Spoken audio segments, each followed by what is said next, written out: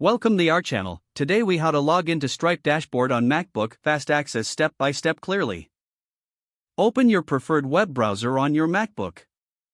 In the address bar, type in the URL www.stripe.com and press enter.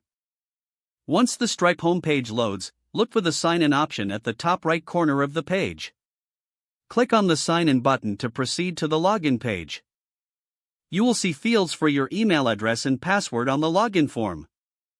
Enter the email address associated with your Stripe account in the first field.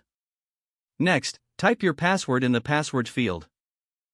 If you've forgotten your password, click the Forgot Your Password link under the password field. Follow the prompts to reset your password if necessary. Once you've entered your email and password, click the Sign In button. If you have two-factor authentication enabled, check your authentication method. This could be a text message, an email, or an authentication app. Enter the verification code you received to complete the login process. After entering the code, click Verify to access your Stripe dashboard. You should now be logged into your Stripe account on your MacBook. From here, you can manage your payments, view transactions, and access various features.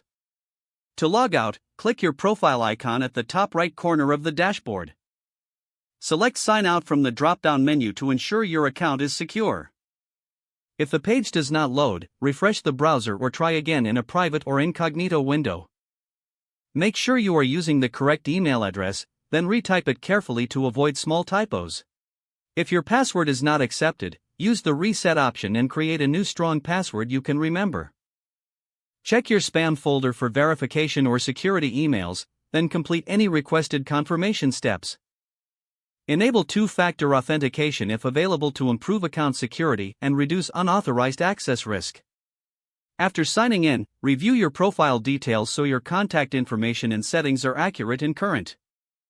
If you see an error message, note it down and try again after restarting your device and internet connection.